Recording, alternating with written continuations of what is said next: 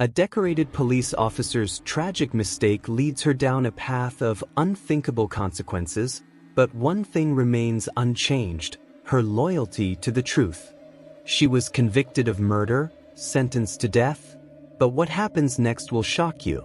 When her German Shepherd breaks free and reveals a truth no one expected, everything changes. Before we dive into this unforgettable story, make sure you're subscribed to Epic Story Moments. Don't forget to hit that bell so you never miss another amazing tale. Will justice prevail, or will the town's deepest secrets tear it apart? If you enjoy the story, like, share, and leave a comment. It helps us bring more heartwarming stories your way. And we'd love to know, where are you watching from? Let's stay connected. Maple Ridge was a quiet town, nestled in the southern folds of the United States, where magnolia trees lined the sidewalks and secrets bloomed just as silently. Beneath its charm, the town simmered with tension, lines drawn not in chalk but in blood, history, and silence. Rich and poor, black and white, uniforms and plain clothes, everyone knew where they stood and, more importantly, who they stood against. Officer Eliza Monroe did not need anyone to stand with her. She had walked the line of duty for 16 years, never wavering, never blinking. Her badge gleamed like a medal, not from polish, but from wear. A decorated officer, Eliza was respected for her fearlessness, but whispered about for her cold detachment.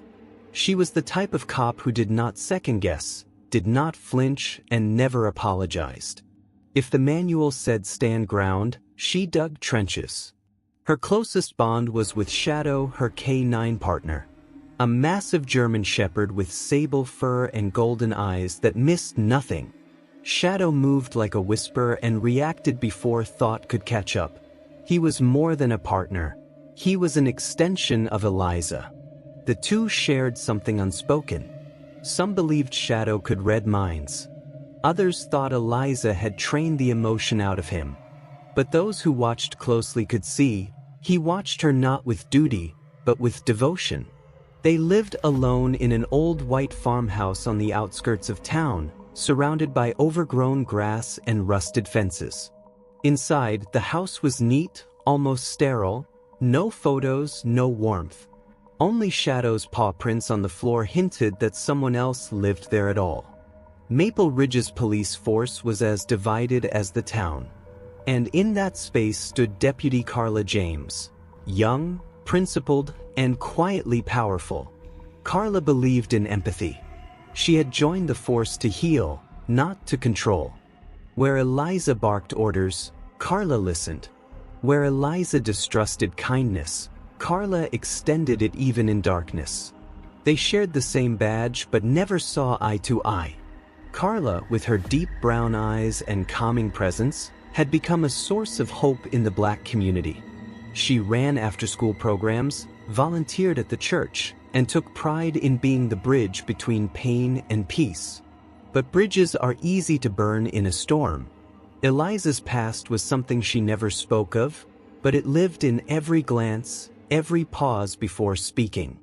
Her father had once been the town's school principal, a kind man with a love for books and justice. But he died behind bars after being wrongly convicted of assault. The case was never reopened. Eliza was 13 then. That was when she learned that justice had no heart, only process. Since then, she had trusted the law, not people. The town had not been the same since a shooting 2 months ago. An officer shot an unarmed man during a raid. The investigation was murky, emotions high. Public trust was a thread away from snapping. As fate would have it, another trial loomed, this time over an allegation of police brutality, and once again, lines were drawn. Carla believed the truth could heal. Eliza believed the truth had no sides. They were both called to testify, on opposite ends. And so, as the courthouse loomed and the whispers grew louder, the town of Maple Ridge stood on the edge of a blade. Two women with uniforms on their backs, stories in their eyes, and one question hanging between them like a storm cloud. What do you do when justice becomes personal? It was supposed to be routine. A quiet street on the edge of Maple Ridge, dusk settling in like a hush before prayer. Eliza and Shadow were running point on a suspected narcotics operation. Backup was a minute behind. The suspect fled down a narrow alley. Shadow bolted ahead, barking once, sharp, urgent. Then the shot rang out. The boy, 16, barely out of childhood, collapsed to the ground, unarmed. His name was Jeremiah Bell, a regular at the church youth group, a soft-spoken honor roll student. He died before the ambulance arrived. Eliza stood above him, weapon still smoking. Her face was unreadable. Shadow circled once, then sat at her side, gaze fixed forward like a soldier awaiting orders. She told the responding officers that the suspect had reached for a weapon. Her body cam caught only fragments, movement, barking, her voice shouting commands. The rest was a blur. But Maple Ridge was no stranger to blurred truths. 3 days later, a local teenager uploaded a video, shot from a third-floor window. Shaky, grainy, but clear enough. Jeremiah had raised his hands. There was nothing in them. Eliza had fired anyway. The footage went viral within hours. What had been a local tragedy exploded into national outrage. Protests lit up the town square. Candlelight vigils. Shouts of, "No justice, no peace." Patrol cars were pelted with bottles. The mayor called for calm, but calm had left long before. Rage settled in its place. Carla watched the footage in silence, unable to breathe. She had known Jeremiah, mentored him at church, helped him fill out college applications. He had called her Miss C and said he wanted to be a paramedic. Now he was gone. And it was Eliza who had pulled the trigger. Eliza remained stoic. She insisted she had followed protocol. Shadow lunged first, she said. He sensed something. He always does. She stood by her decision, unmoved by public fury. "You hesitate, you die," she told the internal investigators. But cracks began to form. A forensic audit of her report revealed discrepancies. Time stamps altered. Key phrasing missing. Someone had tried to clean it up. Eliza Monroe was arrested and charged with first-degree murder. She was led out of the precinct in handcuffs. Cameras flashed like lightning. Reporters shouted questions she did not answer. Her jaw was clenched. Her eyes fixed forward, as if she were heading into battle, not prison. The trial was instant headline material. A white officer. A black boy. AK-9 trained to attack. A system on trial as much as the woman in the defendant's chair. Shadow was placed in custody with animal control, classified as a dangerous asset. Eliza did not flinch when they took him. She just whispered something to him only he seemed to understand. He sat obediently in the cage, unmoving. Carla received the subpoena 2 days later. They wanted her testimony. Her hands trembled as she opened the envelope. Eliza had been her superior, her opposite, her unspoken rival. But somewhere between the silence, there had been moments, small glimpses, when Eliza had offered Carla the benefit of the doubt. A rare, quiet defense in meetings. An unexpected softness when Carla spoke of community programs. Now she was being asked to condemn her. The town grew quieter and louder all at once. Neighbors who once smiled at each other crossed the street without a word. Police officers whispered in corners. The church was flooded with reporters. Carla could not sleep. Meanwhile, Eliza refused to apologize. "Justice," she said in court, "is not decided by popularity. If we lose that, we lose everything." Most saw a woman hiding behind her badge. But one man, her court-appointed public defender, began looking deeper. He watched the video frame by frame. He reviewed Shadow's training records. He read Eliza's file until the ink blurred. And slowly, a question formed. What if the story was not as simple as it seemed? The first night in county lockup was quiet, but the silence was not peace. It was the kind that circled you like wolves, waiting for your back to turn. Eliza Monroe did not sleep. She sat upright on her cot, back against the cold wall, staring at the iron bars like they owed her an apology. Her name, once associated with medals and tactical precision, now echoed through the prison halls like a slur. To the guards, she was a traitor. To the inmates, she was prey. Whispers followed her like shadows. One guard accidentally dropped her food tray. Another inmate spat in her path. The beatings started with a cracked rib and ended with a swollen eye. Still, she never screamed, never asked for help. She counted hours in silence, mapping every insult, every bruise. Meanwhile, Shadow sat caged in a fluorescent-lit kennel on the edge of town. The paperwork labeled him aggressive and unpredictable. He was scheduled for euthanasia the following week. No handler claimed him. No officer offered protest. He had lunged, after all, and lunging had consequences. But someone had not forgotten. Carla James parked her car a block from the shelter and walked the rest of the way under cover of dusk. She signed in with a false name. No cameras. No badge. Just curiosity and a feeling she could not silence. When she approached the cage, Shadow did not growl. He did not bark or bare his teeth. Instead, he sat, still, silent. His ears perked up, not in warning, but recognition. Carla crouched down, eye level with him. His golden eyes met hers. There was no threat in them, only waiting. She slowly reached her hand through the bars. He sniffed it once, then licked her palm. A chill ran down her spine. Back at the prison, Eliza spent long hours in solitary confinement after a scuffle left another inmate unconscious. She did not explain. She did not speak. Instead, she stared at the cement wall, reliving the last time she saw her partner. In those moments, her mind betrayed her. Flashbacks came in fragments, early mornings in the field, training drills, but also therapy rooms. After her father's death and her mother's silence, Eliza had been diagnosed with severe PTSD. The department had assigned her Shadow not just for protection, but for healing. He had been trained to sense panic, to calm her breath, to interrupt spiraling thoughts. He had saved her more than once. Now he was locked in a cage just like her. The courtroom was tense during closing arguments. The prosecutor paced the floor like a hunter circling its prize. She knew what she was doing, he said. She altered the truth because she feared what the truth would say about her. Photos of Jeremiah. His mother weeping on the stand. Carla, seated in the gallery, her knuckles white around a crumpled tissue.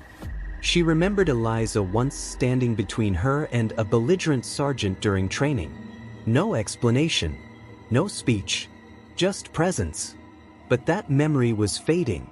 The jury deliberated for 8 hours. When the verdict was read, the room felt as though it had stopped breathing. Guilty of first-degree murder. Eliza did not blink. And by the authority of this court, Officer Eliza Monroe is hereby sentenced to death.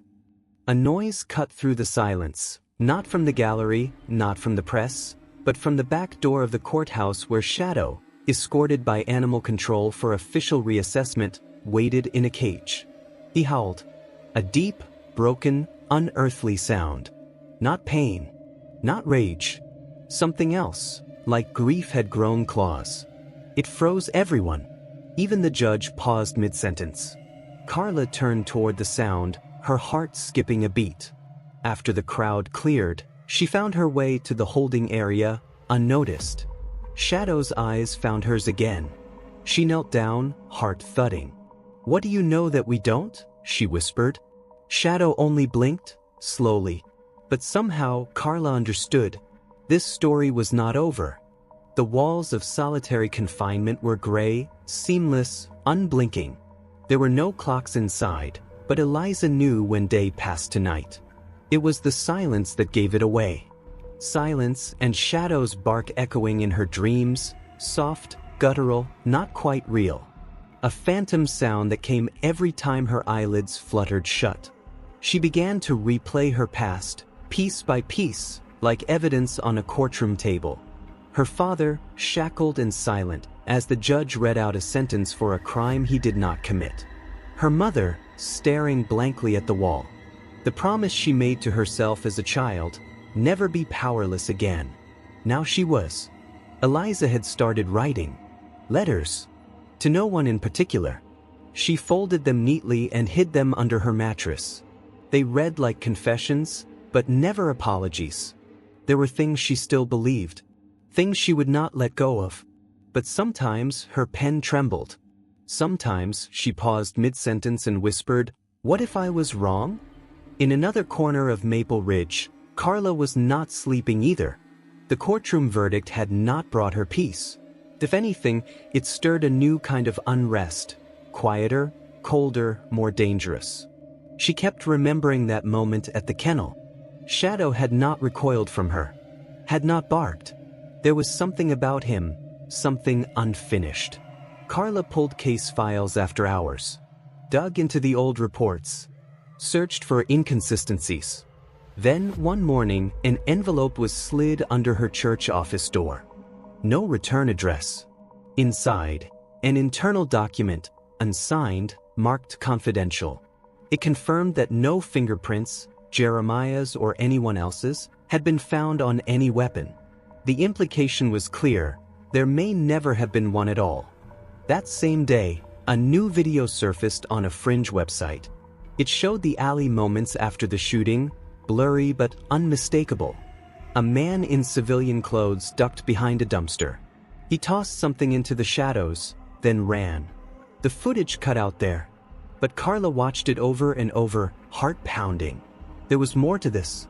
She tracked down a retired officer who had served on the force for 30 years. Sergeant Dale Winslow. Grizzled, slow-moving but sharp-eyed.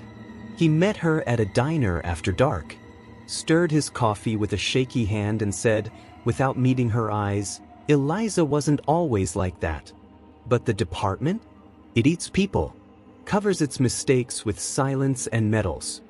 When Carla showed him the stills from the leaked footage, his face darkened. "You're not just poking a bear," he warned. "You're lighting its tail on fire." Outside, protests had grown more violent.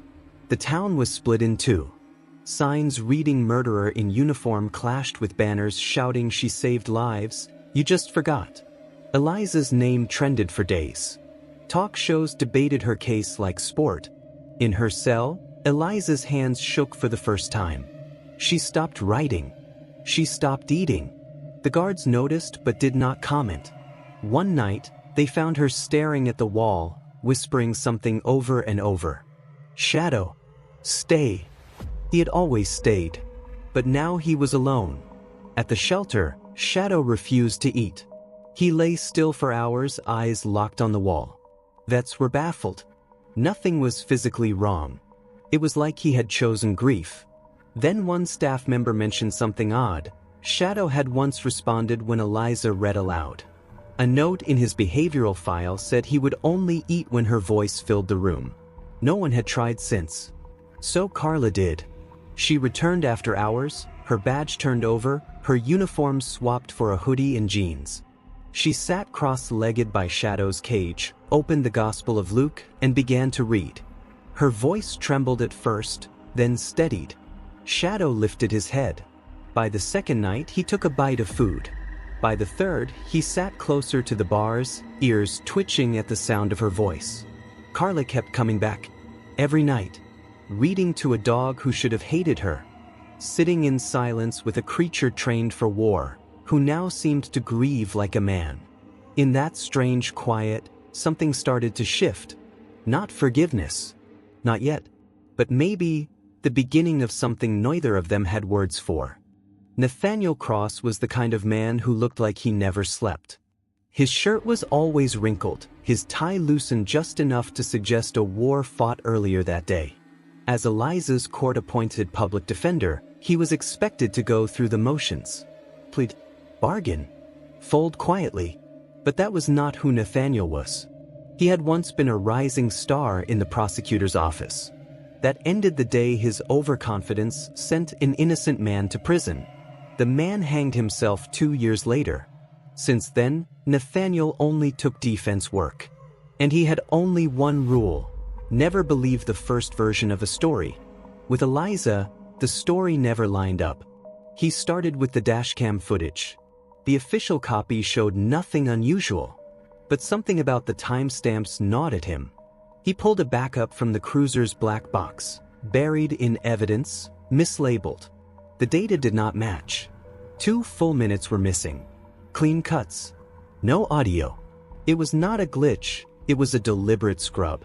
Nathaniel did not sleep that night. The next morning, he knocked on Carla's door. She did not trust him. He looked too tired, too cynical. But when he played the unedited footage, something shifted. The voice on the tape, Eliza's voice, was calm, steady. But in the background, faint and rushed, someone else whispered, "Plant it now, go."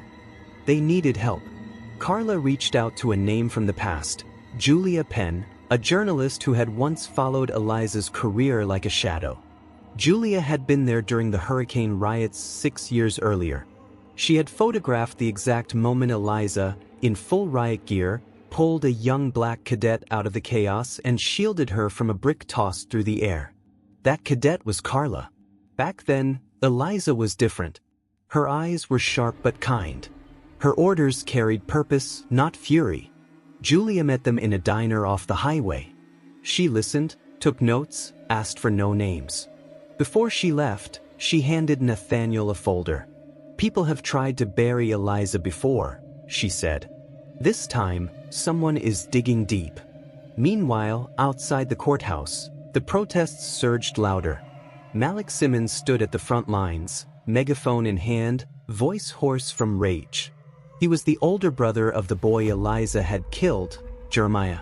Malik was tall, built like a boulder, his jaw always clenched. He had once dreamed of coaching high school basketball. Now he dreamed of breaking the system that shattered his family. When word spread that Carla James had been seen with Eliza's lawyer, he snapped. He found her after a church vigil. Walked right up, eyes blazing. "You of all people," he said, voice low. "You mentored him. You were supposed to protect him." Carla did not answer. "You think justice lives in a courtroom? You think they'll punish their own?" "I do not know what I think anymore," she said quietly. Malik stared at her, trying to read the tremble in her voice. "I loved that boy like he was mine," Carla whispered. "I still see his face every time I close my eyes."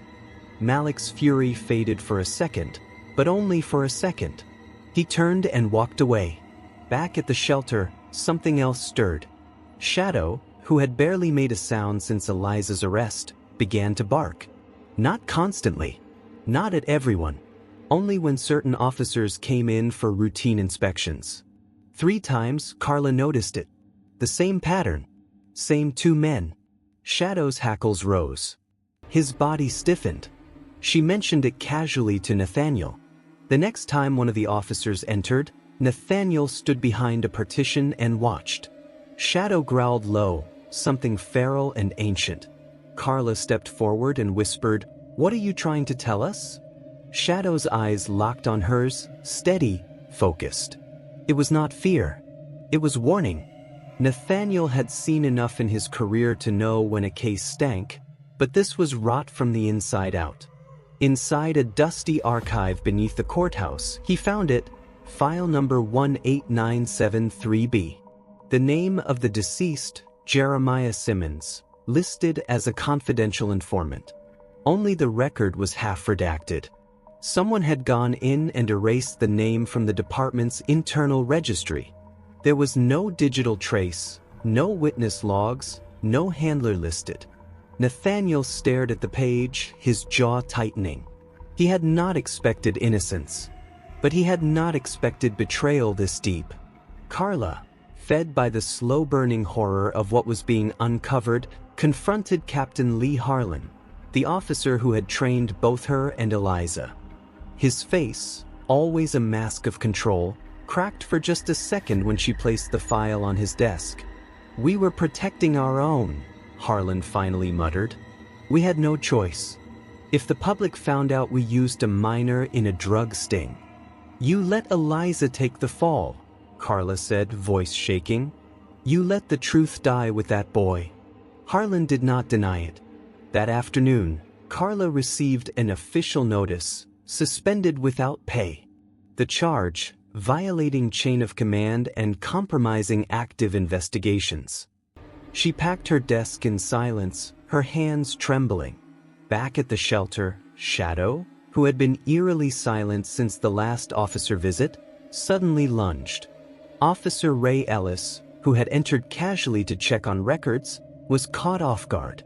Shadow's bite locked onto the man's arm, refusing to let go until tranquilizers arrived. It was the first recorded act of aggression since Eliza's arrest. Carla, shaken, demanded the security footage. Gone. The hard drive was wiped clean. No backup. Ellis's injury was reported as accidental, a paperwork error. But Carla knew. Shadow had remembered. She dug deeper, tracing Ray Ellis's movements the night of the shooting. The evidence? He was logged into the cruiser database 30 minutes after Eliza's arrest. It was Ellis who had access to the dashcam system. Late one night, under the veil of shadow and church bells, Carla met Malik. She told him everything about the sealed records, the missing footage, the altered timelines, and the boy the system used and discarded. At first, Malik laughed, bitter and hollow.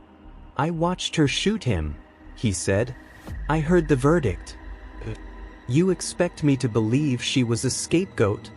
Carla slid the evidence toward him, slow and deliberate. He read, page after page. He stopped at Jeremiah's name, next to a blurred photo of a folder marked CI, classified. His hands dropped to his sides. "I thought I knew," he whispered. "I thought I knew who the monster was." Carla nodded slowly. "So did I." The next day, the governor's signature dried on the final order, execution confirmed. In the shelter, storm clouds darkened the sky. Shadow had not eaten in 2 days. He paced. Then he stopped. His ears twitched. His nose flared. He began scratching at the door. He found the seam in the frame, located the bolt, dug at the corners.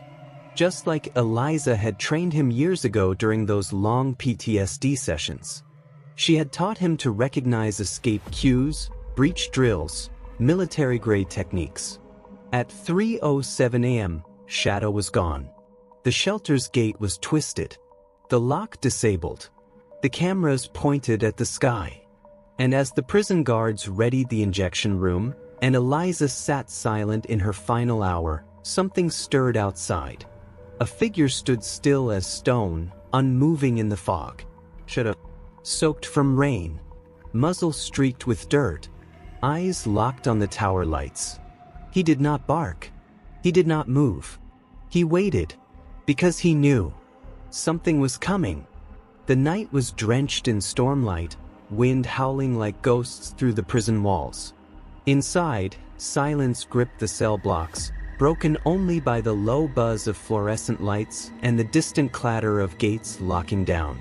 But there was a shadow moving through the dark, low to the ground, unseen by cameras or guards. Shadow had returned. He darted between patrol lights and ducked beneath motion detectors, his training kicking in like muscle memory. The same drills Eliza once ran with him in vacant lots now guided his every step through concrete and steel.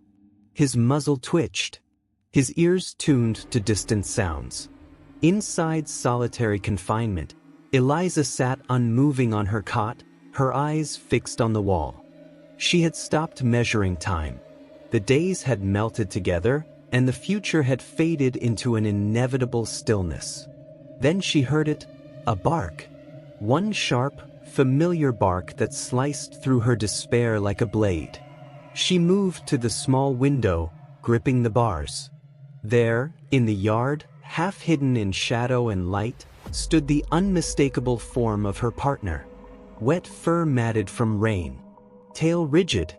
Eyes staring directly into hers.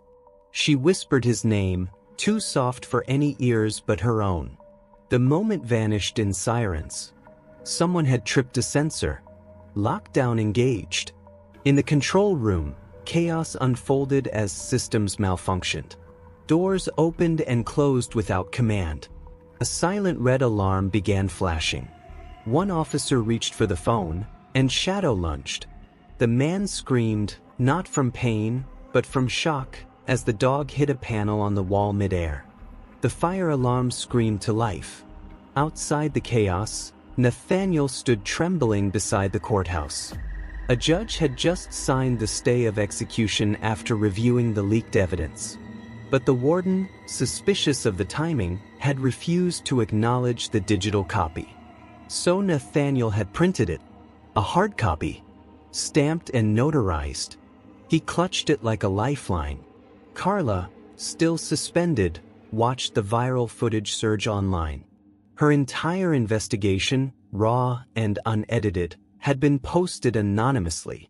It showed everything: the redacted informant file, the timeline manipulations, the confession of Captain Harlan. And now it was everywhere. News channels, social media, podcasts. It had reached the governor's office within the hour. But the clock kept ticking. In a spontaneous press conference, Malik stepped forward. The cameras swarmed, expecting fire, vengeance, fury. Instead, his voice cracked with emotion. "She did wrong," he said, facing the world. "But she was not the only one. If we let her die without hearing the truth, then none of us really want justice. We just want revenge."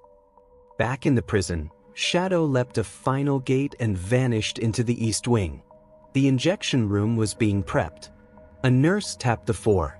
The warden, expression blank, oversaw the final checklist. Alarm. The fire system burst to life. Lights blinked. Doors slammed. The schedule halted. And in the confusion, a young guard, eyes flickering with doubt, ushered Nathaniel through a back hallway. Eliza lay strapped to the gurney. Her chest rose and fell, slow, defeated. A needle glinted under the harsh lights. Then the door burst open. Nathaniel, breathless, drenched in sweat, shoved the court order into the warden's hands. Signed, to legal. You touch that switch and you will go down for murder. The room froze. For one suspended breath, everything stopped. The warden looked at the paper, looked at the monitors, then, without a word, stepped back. Execution paused. Eliza blinked. She was not dead. Not yet. Moments later, Carla entered, her face unreadable. She stood over Eliza, arms crossed. "You were wrong," she said softly, "but you were not evil. And I am done pretending I know the difference between the two." Eliza looked up at her, for the first time, not as a soldier, not as an officer, but as a woman stripped bare. In the distance, somewhere deep in the halls, Shadow howled. The cell door slid open, not with force, but with quiet reverence. Eliza Monroe stood under the flickering overhead light, wrists free, eyes hollowed from weeks of confinement. But something in her had shifted. Not the fire of defiance that once burned in her veins, but a stillness, like water after a storm.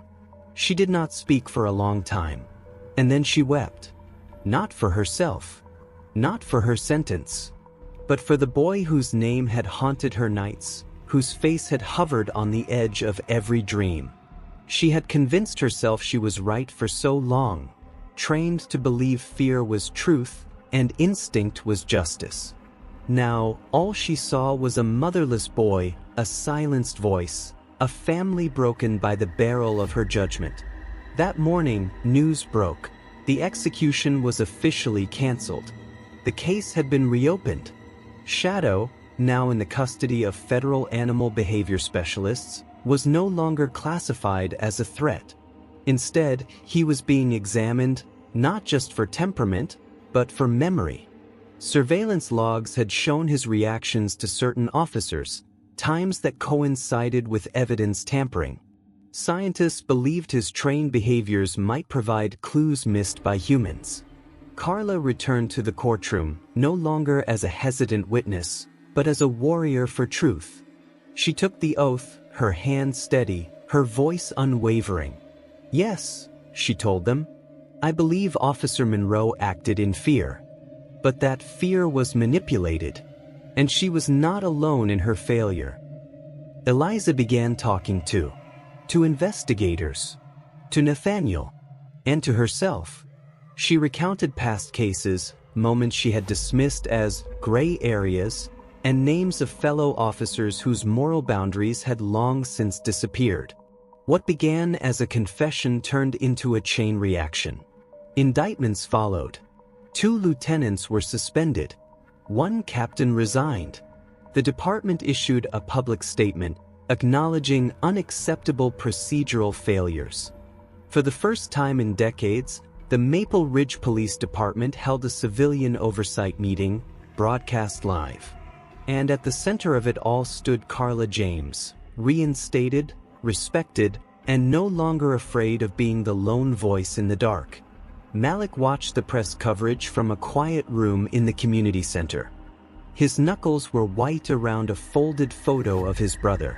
After everything, rage, grief, betrayal, he finally agreed to join Carla for a public press conference.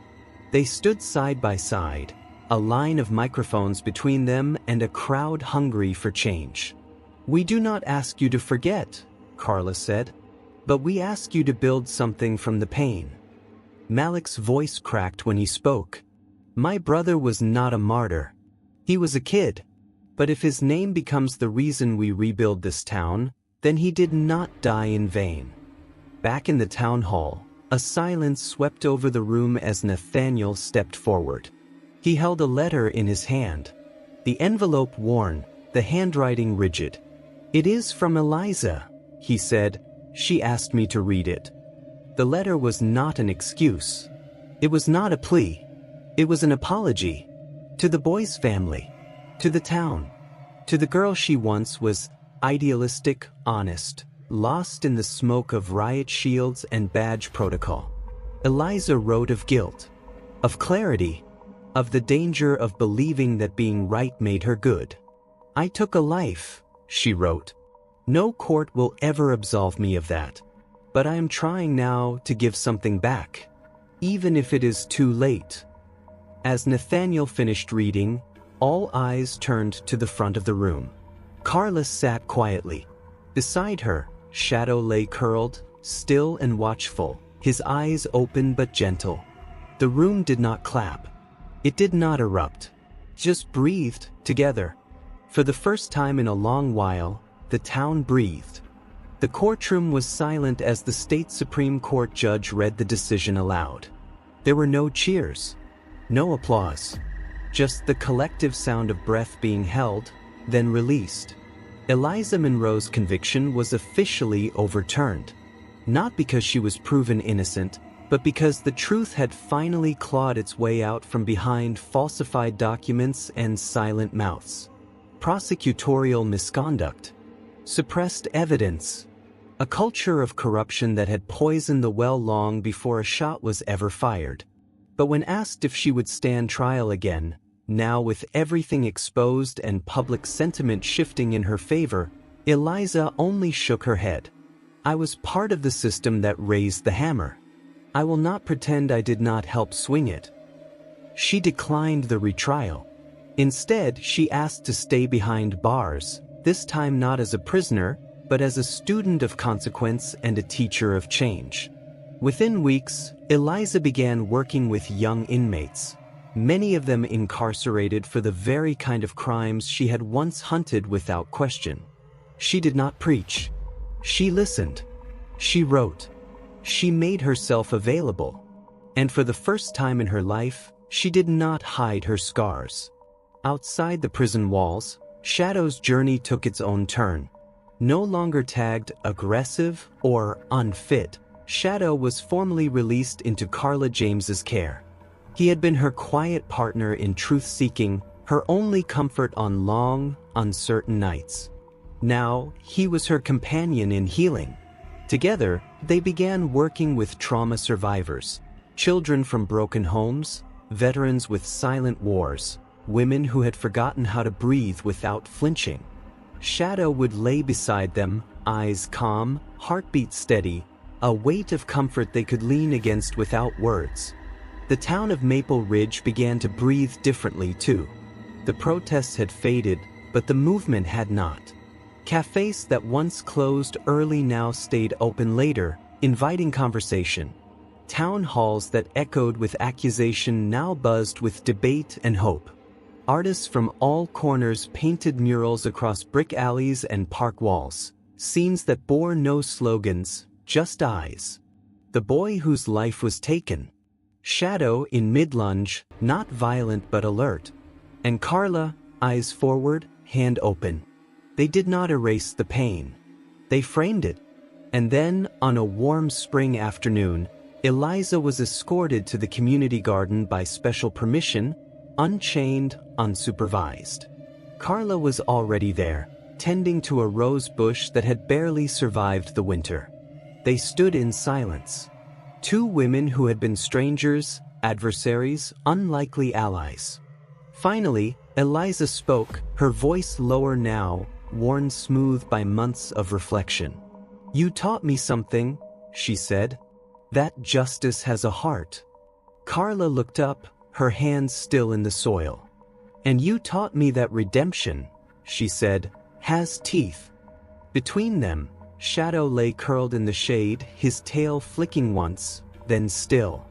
There was no need for words after that. Just the sound of wind through leaves.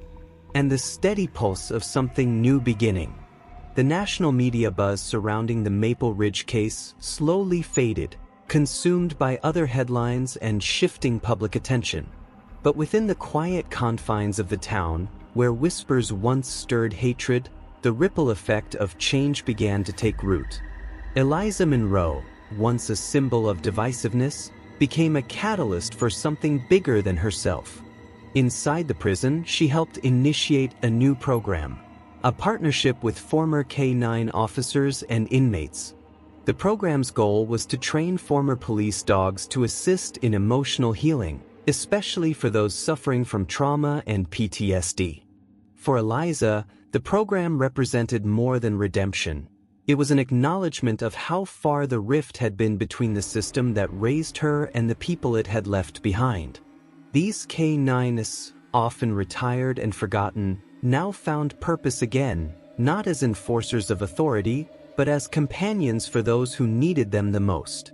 Shadow, meanwhile, found his new place outside the prison walls. He had been saved from death, and now his work had just begun. Carla, with her gentle heart and unwavering resolve, made sure he became a therapy dog for abused children. Shadow's story became more than a tale of loyalty. It was a living symbol of healing, bravery, and second chances. His very presence in the lives of children who had suffered abuse was a quiet reminder that, sometimes, the most broken pieces could come together to create something stronger than before. As the community of Maple Ridge began to heal, Carla's role in the transformation was impossible to ignore. She had become the bridge between those who felt wronged and those who had done the wrong. Her integrity and courage shone brightly in every action she took. She was presented with a Community Leadership Award, a recognition of the quiet heroism she had displayed, not just in exposing the truth but in leading the charge for real change. However, despite the honor, Carla declined a promotion that would have taken her away from Maple Ridge.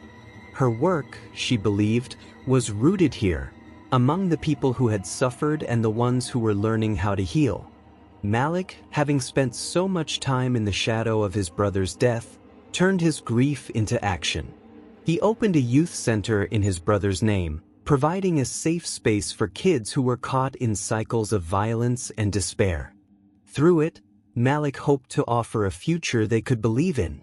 And while the scars of loss still ran deep, he and Carla began a cautious, yet genuine friendship, one built on the painful understanding of what it meant to heal, slowly, day by day. Nathaniel Cross, the public defender who had stood at Eliza's side and later fought for justice, didn't let the flames of his newfound purpose die down. Inspired by what he had witnessed, by the way people could change, by the way truth could emerge from lies, he continued to fight for the wrongfully convicted. Every case he took on was an opportunity to make the system work for the people it was meant to serve, not against them. A new investigation team, composed of some of the most trusted officers from across the state, was established to further investigate and dismantle corruption within the police force. Carla was appointed as its lead advisor. Her position was not one of authority but of empathy and moral guidance, a voice of reason and honesty in a world that had so often turned a blind eye. Months passed, and Eliza's parole hearing came up earlier than expected, spurred by a public petition and the groundswell of support from those who had witnessed her transformation. But when the day came, Eliza refused the opportunity. She stood in front of the parole board, her voice steady but resolute as she declared, "I still have work to do in here." Her words were not just an acceptance of her current situation. They were a promise to herself and to the others that she would never stop working to atone for the consequences of her past. As the dust of the past settled and the town of Maple Ridge began to rebuild, the story of Eliza Monroe, Shadow, and Carla James became more than just a local tragedy. It had transformed into a powerful testament to the complexities of justice, redemption, and compassion. Narration echoed softly, weaving through the imagery of the town's transformation and the quiet moments that had led them here. Justice without compassion breeds injustice. The words hung heavy, a reminder that the law, however rigid, cannot see everything. It cannot feel, it cannot heal. But compassion, that silent force, could cut through the thickest walls of hatred and doubt. Shadow's loyalty had, in the end, become the bridge between guilt and grace. He was not just a dog. He was a living embodiment of the fierce loyalty that transcends betrayal, the kind of loyalty that does not ask questions but seeks only to serve. His unwavering devotion had brought Eliza and Carla to the same table, facing one another not as adversaries, but as survivors of a broken system. In Shadow's eyes, there was no judgment, only the purest form of loyalty, which was perhaps what the world needed most. The law, as hard and as unforgiving as it had been, could punish, but only truth could transform. Truth, not as something objective or neatly defined, but as a living, breathing thing that shifted with each new perspective, each new person willing to see the world through a different lens. Eliza, for all her wrongdoings, had been transformed by truth, not the truth of her crime, but the deeper truth of her humanity, her regrets, and her capacity for change. Carla had once been consumed by anger and hatred, torn between loyalty to her community and her moral compass. It was not easy to stand against her colleagues, to speak out against someone who had once protected her. But in those moments of intense conflict, she found the strength to ask herself what was more important, retribution or understanding. Understanding had saved them all. It was what had allowed her to forgive, not Eliza, but herself for holding on to bitterness. And in that forgiveness, she found the courage to keep fighting for what was right. Eliza's growth was not about forgiveness. It was about accepting responsibility for her actions and understanding that the path to healing begins with acknowledging one's own faults. Her story was a harsh reminder that forgiveness alone does not heal. Healing comes with responsibility, a responsibility that Eliza had to carry, not because it was easy, but because it was necessary. The changes in the town and the system were not due to one individual alone. They were the result of people who chose to act with courage. Courage to stand up to injustice, courage to seek the truth even when it was uncomfortable, and courage to believe that the system could change if only enough people fought for it. It wasn't perfect, but it was progress. And so, the story reminds us that even the most unlikely of heroes can change the fate of a nation. Even a dog that was not simply trained to be an enforcer of the law, but one who brought love, loyalty, and truth into a broken world, could change everything when the humans involved finally chose to listen. Shadow's tale became more than a moment in time. It was a quiet testament to the silent strength of compassion, something that could turn even the most hopeless of situations into a story of hope. The final reflection lingered in the air. Justice is not what is written in law books, but what is carried in hearts. And in that truth, the healing began. It wasn't just about laws or verdicts. It was about the choices individuals made, and how those choices, no matter how small, could change the course of history. 1 year later, a quiet ceremony took place in the heart of Maple Ridge. The town gathered to unveil a new memorial, a monument not only for the victim of Eliza's tragic mistake but for all those who had suffered at the hands of injustice throughout the town's history. The weather was crisp, the air filled with a quiet reverence. As the tarp was pulled away, the names of the forgotten and oppressed were etched in stone, a testament to the deep wounds that had shaped this community. Among the crowd stood Carla, now visibly older, her face softened by time but still carrying the dignity of someone who had fought for what was right. Beside her, as always, was Shadow, his steps slow but steady, a constant companion in her journey of healing. His once shiny coat was now weathered, his fur touched by age, but his eyes, still sharp, still full of that quiet wisdom, spoke volumes of everything he had witnessed. Carla glanced down at the dog who had become a symbol of hope, redemption, and loyalty. Eliza, though no longer present in the town, had found a way to reach out. Carla received a message from her, sent through a trusted connection, whispered in the form of a simple note. The past cannot be undone, but it can be understood. The words were weighty, final, and spoke to the heart of everything that had come before. It wasn't forgiveness Eliza was asking for. It was an acknowledgement that, despite everything, there had been growth.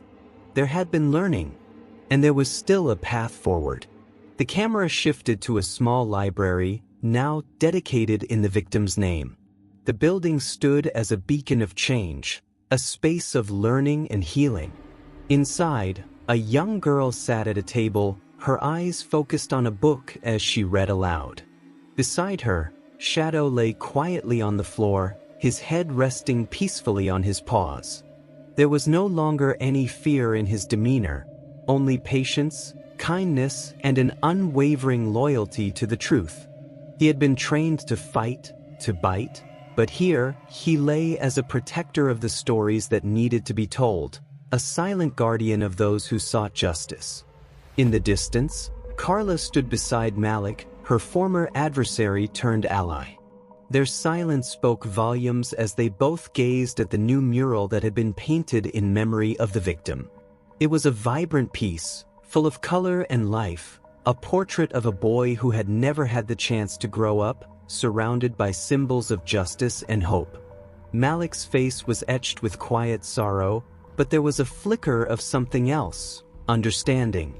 The final image was of Shadow, now older, still loyal, and forever entwined with the story of this town.